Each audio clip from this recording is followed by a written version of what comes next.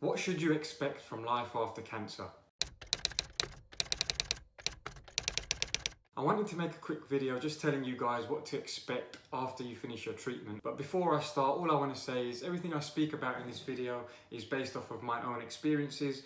You may have differing ones, but I can only speak of what I know. Now, the first thing you need to know is once you finish your treatment, life starts all over again. People expect you to be cured or fixed straight away, but it's not like that. In reality, it takes a bit of time to get back into the swing of things. So if I start with work, for example, obviously when you're having your chemotherapy or your radiotherapy or whatever treatment it is, most likely you are off work. I used to work in recruitment, which was a very fast-paced and cutthroat industry, and it was very, very stressful, and you were constantly doing a million things all at once, and the days would never end. However, I remember going back to work and hating it.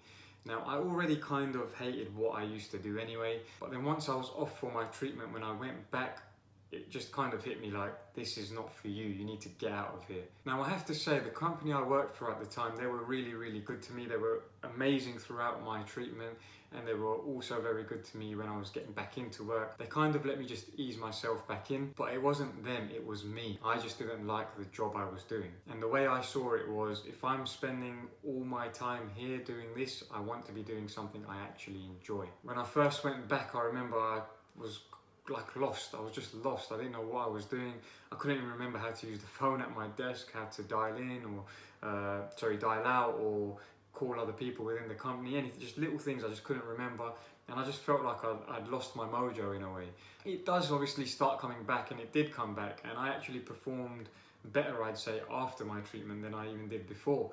So I did get back to where I was, but it did take some time to get there. And then there was a trip to Berlin. I went on a weekend away to Berlin with one of my best mates, and we used to work together. And I remember saying to him while we were out there, I said, when we get back, I'm leaving and I'm not coming back.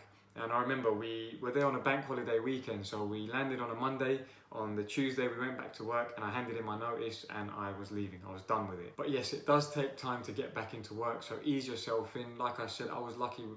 The company I worked for were really good to me, but just give yourself the time you need to settle back into things. Let's talk about the gym. The gym was a big struggle for me. I used to obviously be a gym fanatic before I got sick. And then when I had the cancer and I was having my treatment, I obviously kept as active as I could, but I couldn't really go to the gym properly. After my treatment, when I got back into it, it was very, very difficult. I remember just basic workouts were so hard, and in between sets, I was taking at least 5 minutes of rest. I was just knackered, out of breath, sweating, it was like the hardest workouts I'd ever had to do. It's because obviously your body has gone through a lot, so you need to let it adjust. Don't push yourself too much. Take it easy again. Slow yourself into it. You have to keep in mind that when you have chemotherapy, your immune system is non-existent. It kind of kills it all off. So when you start working out again, there won't be an inflammatory response from your body. When you exercise, it causes inflammation in your body. If you don't have an immune system, your body cannot fight that inflammation. All that means is take it easy and let yourself recover. Don't go to the gym every day. Do one workout, see how your body feels. You might get aches and pains. Let yourself fully recover before you step back into the gym again. Once you finish your treatment as well, you have to understand that your outlook on life and your outlook on things are going to change dramatically. I could make a whole separate video on how my whole mentality has changed, but maybe I'll save that for another time. Your outlook on things will change, and you have to keep that in mind when you're recovering after your treatment. Your relationships with people, your family, your colleagues, everyone, it's all going to be different. And sometimes it can be a little bit difficult to adjust, and it's like people kind of understand things when you're going through chemotherapy, and they understand that you're going through something and this is what they need to do to be there for you or whatever, but it seems a little bit like after the treatment people are a little less understanding, and at times you can kind of take a step back and be like, whoa, what's changed here? And it changes your whole life, and a big part of your life, if you're like me, is your relationships with people, and it is going to have an effect on that, and you just need to keep that in mind.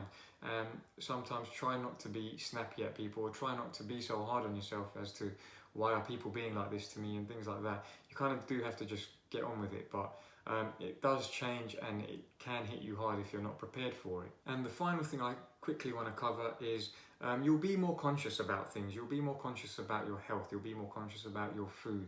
A lot more conscious about germs and things like that.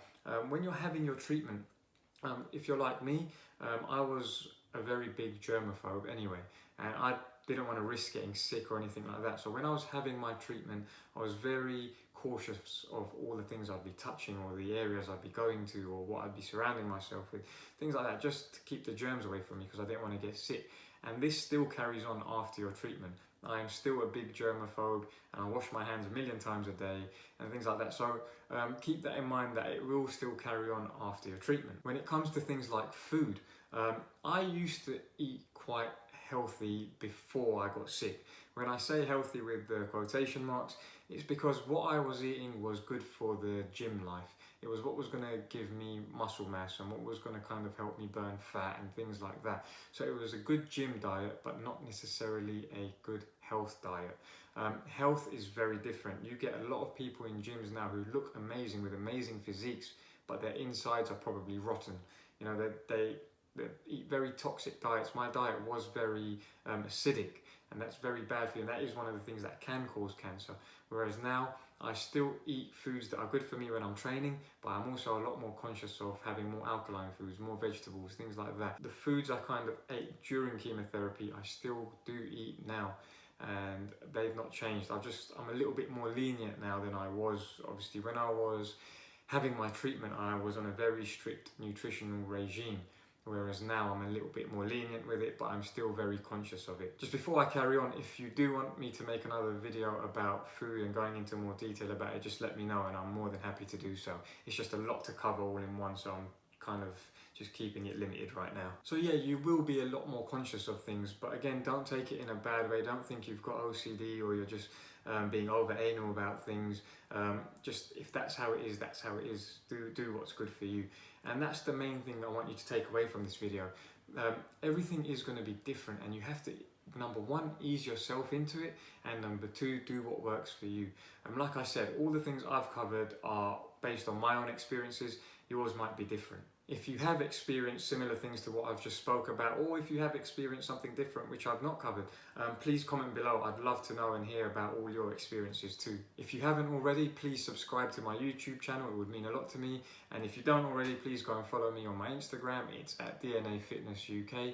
It's the best place to kind of keep up to date with me on a more day-to-day basis. And again, I hope you all enjoyed this video, and I'll speak to you soon.